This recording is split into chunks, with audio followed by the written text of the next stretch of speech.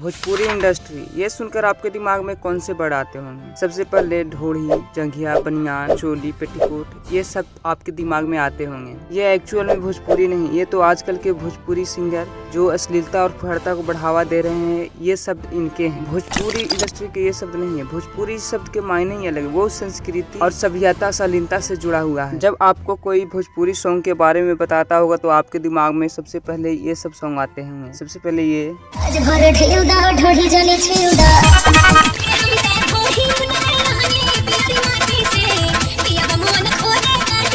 ये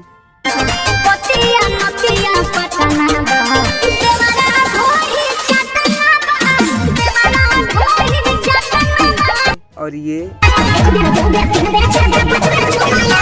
और ये भी।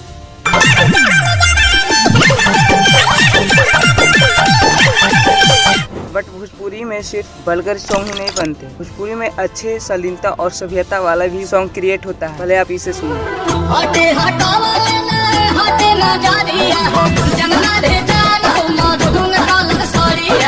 इसे भी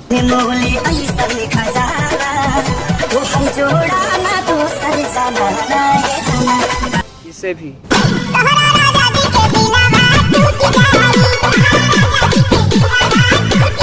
और इसे भी।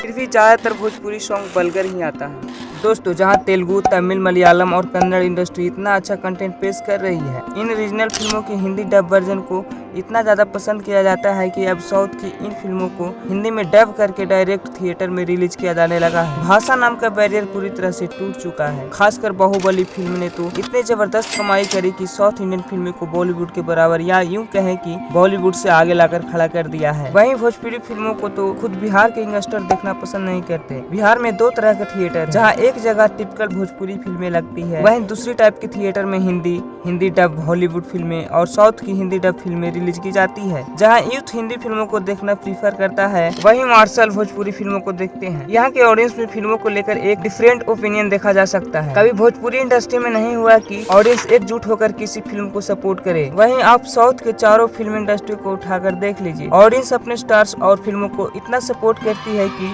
सलमान और शाहरुख जैसे बड़े एक्टर्स की फिल्मों को ऑडियंस को घसीट पाना इन स्टेट्स में काफी मुश्किल हो जाता है। आज हर इंडस्ट्री अपने कंटेंट के रीच को बढ़ाने में लगा है, चाहे वो ऑडियंस हो या वहाँ के फिल्म मेकर्स। वहीं भोजपुरी फिल्म इंडस्ट्री में न तो कुछ नया करने की चाहत है, न ही ऑडियंस को कुछ नया देखने की ललक है। किसी को भी नहीं पड़े कि यहाँ की फिल्मों को इंटरनेशनल ना सही, कम से कम नेशनल लेवल पर रिकॉग्निशन मिले। बहुत अफसोस की बात है कि आज तक किसी भी भोजपुरी फिल्म को नेशनल अवार्ड भी नहीं मिला। कमी तो है। आप खुद देखिए, कन्नड़ इंडस्ट्री लगभग 7 करोड़ की आबादी के साथ KGF जैसी मूवी बनाती है। तेलुगु इंडस्ट्री लगभग 15 करोड़ की आबादी के साथ बाहुबली जैसी फिल्म बनाती है। वहीं तमिल में 9 करोड़ आबादी के साथ रोबोट और आई जैसी सुपर हिट मूवी बनाती है। वहीं भोजपुरी ऑडियंस की बात करें तो पूरे बिहार, उत्तर प्रदेश, झारखंड, बंगाल और नेपाल, मॉरिशस जैसे देशों में भी भोजपुरी बोली एवं सुनी जाती है, जिसकी टोटल आबादी 40 करोड़ से भी ज्यादा है, जो कि भारत की आबादी का आधा हिस्सा समेटे हुए है। लेकिन कंटेंट ऐसे बनाते हैं कि परिवार के साथ बैठ कर देख या सुन नहीं सकते हैं। एक्चुअल रियलिटी की बात करें तो ये इंडस्ट्री काफी प्रॉफिट में है।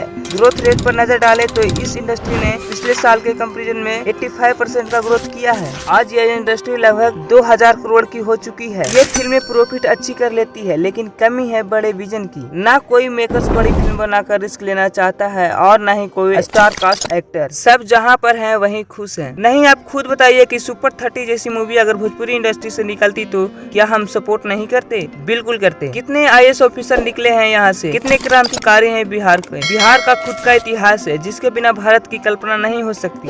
मंगल पांडे, गौतम बुद्ध, वीर कुंवर सिंह, डॉक्टर राजेंद्र प्रसाद, चंद्रगुप्त, चाणक्य, नालंदा यूनिवर्सिटी विध्वंस, दया विष्णुपद मंदिर, राजगीर जरासंध का अखाड़ा, सोन भंडार, कितना कुछ है जिस पर एक अच्छी फिल्म बनाई जा सकती है और जिसको डेफिनेटली पैन इंडिया लेवल पर सपोर्ट मिलेगा। लेकिन अफसोस कि न आज तक कोई हिस्टोरिकल फिल्म बनी और न ही कोई इस तरह की फिल्म। लेकिन नहीं, इन लोगों को तो चोली, ब्लाउज, साया, डोढ़ी, छाती से ऊपर उठना ही नहीं है। बाई चांस अगर इनको कोई अच्छी फिल्म मिल भी जाए तो न ही कोई अच्छे फिल्म मेकर्स है और न ही कोई अच्छे एक्टर। आप मानो या ना मानो, लेकिन सच यही है कि इस इंडस्ट्री के पास ढंग के एक्टर नहीं है। सिर्फ एक ही एक्टर है, रवि किशन, जिनको एक्टिंग आती है। शायद इसी वजह से उनको हिंदी, तमिल, तेलुगु और काफी सारे लैंग्वेजेस में काम मिला है। वरना जितने भी एक्टर्स आप इस समय देख रहे हैं वो एक्टर कम सिंगर ज्यादा है। दोस्तों ऐसा बिल्कुल भी नहीं है कि यहाँ पर अच्छे एक्टर नहीं हुए। पंकज त्रिपाठी, मनोज बाजपेयी, शत्रुघ्न सिन्हा, सुशांत सिंह और संजय मिश्रा जैसे दिग्गज एक्टर की पैदाइश यहीं की है। लेकिन जब ढंग के फिल्म मेकर्स ही नहीं है तो ये लोग काम क्या करें। बिहार की ये फिल्म इंडस्ट्री आज भी मुंबई में शिफ्टेड है। आप खुद बताइए कि वहाँ तक रियल टैलेंट कैसे पहुँचेगा, जिस वजह से नए एक्टर्स को मौका नहीं मिल पाता। जिसका एल्बम सॉन्ग हिट हो गया वही हीरो बन गया। बस यही क्राइटेरिया यहाँ पर लीड एक्टर बनने का। दोस्तों इसके इतिहास पर नजर डालें तो पता चलता है कि 30 और 40 के दशक में जब अधिकतर इंडस्ट्री अपनी पहली और दूसरी फिल्म बना चुकी थी, वहीं यहाँ पर काफी लेट शुरुआत हुई। 60 के दशक में यहाँ पर पहली फिल्म बनी। दोस्तों जब भारत के पहले राष्ट्रपति डॉक्टर राजेंद्र प्रसाद बॉलीवुड एक्टर नाजिर हुसैन से मिले तो उन्होंने भोजपुरी फिल्म बनाने का आग्रह किया ताकि यहाँ के कल्चर को और भी विकास हो सके। नाजिर हुसैन ने एक कहानी लिखी और इसी पर पहली भोजपुरी फिल्म बनी। ये फिल्म थी गंगा मैया तोहे पियरी चढ़ेबो। डायरेक्टर कुंदन कुमार के निर्देशन में बनी इस फिल्म की लीड एक्टर थी कुमकुम और लीड एक्टर थे असीम कुमार। ये फिल्म एक विधवा की दूसरी शादी पर आधारित थी जो आज के भोजपुरी कंटेंट से कोसों दूर थी। इस फिल्म में फुहरता और अश्लीलता बिल्कुल भी नहीं था और पहली फिल्म के रूप में काफी अच्छी नींव रखी गई, जो कि एक अच्छी शुरुआत थी। 1.5 लाख बजट रखा गया इस फिल्म को बनाने के लिए, लेकिन कंप्लीट होते होते 5 लाख रुपया लग गया इस फिल्म में और यह फिल्म बॉक्स ऑफिस पर रिकॉर्ड तोड़ 85 लाख की कमाई करी थी। दोस्तों फिल्म के रिलीज होने के पहले इस फिल्म को शताकत आश्रम पटना में डॉक्टर राजेंद्र प्रसाद साहब को दिखाया गया और वो भी इस फिल्म से काफी ज्यादा इम्प्रेस हुए। दोस्तों नाजिर हुसैन साहब ने साल 1963 में लागे नहीं छूटे रामा और विदेशा जैसी अच्छी फिल्में भी बनाई, लेकिन कुछ 1-2 फिल्मों के बाद यहाँ पर फिल्में बनना ही पूरी तरह से बंद हो गया। कोई भी प्रोड्यूसर आगे नहीं आया जो यहाँ पर फिल्म बनाए। नतीजा 60 से लेकर 70 के दशक तक यहाँ पर न के बराबर ही फिल्में बनी। फिर 80 के दशक में यहाँ पर फिल्में बनना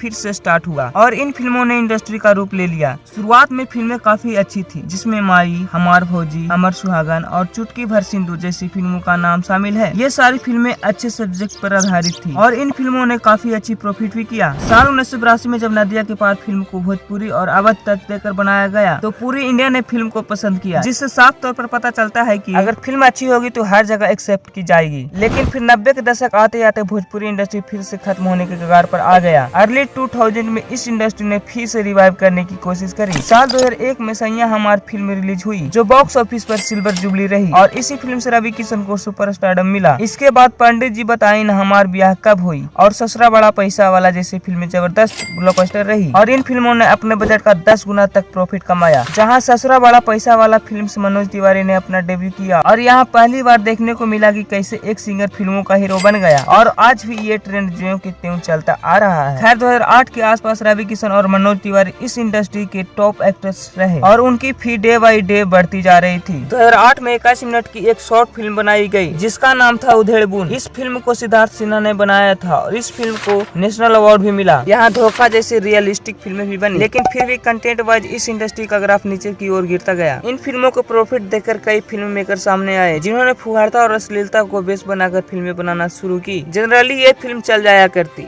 और काफी ज्यादा प्रॉफिट कमा कर देती। धीरे धीरे ये ट्रेंड सा हो गया और यहाँ पर इसी तरह की फिल्में बनने लगी। मिठू, अमिताभ बच्चन, अजय देवगन और हेमा मालिनी जैसे एक्ट्रेस ने इस इंडस्ट्री को ग्रो करने के लिए यहाँ की फिल्मों में काम किया। गंगा, भोले शंकर और धरती काहे पुकार के जैसे फिल्में खूब चली, लेकिन इंडस्ट्री में कुछ नया होता नहीं दिखा। फिल्मों में अश्लील गाने बनते गए जो इस इंडस्ट्री की चमक को धुंधली करते गया। हालांकि ये अलग बात रहा कि स्टेट में इन फिल्मों को और इन गानों को काफी ज्यादा पसंद किया गया और ये काफी प्रॉफिटेबल भी रहते, लेकिन दूसरी इंडस्ट्री के आगे इसका अच्छा इम्पैक्ट नहीं पड़ा। अब अगर इसके डेवलपमेंट पर बात करें तो मेरे हिसाब से शायद यहाँ पर नदिया के पार और सुपर 30 जैसी फिल्में बननी चाहिए और इसके अलावा यहाँ पर काफी सारे महान व्यक्ति निकले। उनके स्टोरीज बिहार की पृष्ठभूमि पर बने पेट्रियोटिक फिल्में और कुछ ऐतिहासिक फिल्में पर फोकस करने की जरूरत है। भोजपुरी इंडस्ट्री अगर आज ढोड़ी, चोली, जंघिया, ब्लाउज, पेटीकोट से ऊपर उठ के और जमीनी स्तर से जुड़ी फिल्में नहीं बनाई तो ये फिल्में इंडस्ट्री आगे जाकर शायद बर्बाद भी हो सकती है। आज विद्या, लापता, लेडीज, पंचायत जैसी जमीन से जुड़ी वेब सीरीज धूम मचा रही है जो ज्यादातर बिहार से ही जुड़ा हुआ है, जिसे पूरे भारत में पसंद किया जा रहा है। अगर भोजपुरी इंडस्ट्री ऐसे ही जमीन से जुड़ी फिल्में लाए तो पूरे भारत में पैन लेवल की परफॉर्मेंस करेगी और अभी माहौल भी वैसा ही है कि अश्लीलता को छोड़कर सांस्कृतिक और शालीनता की ओर भोजपुरी इंडस्ट्री अग्रसर हो। फिर भी मेरे द्वारा बोले गई सारे बातें सही न हो, लेकिन आपको भोजपुरी इंडस्ट्री के प्रॉफिट या अच्छे बनाने के लिए आपका क्या राय है कमेंट बॉक्स में जरूर बताएं।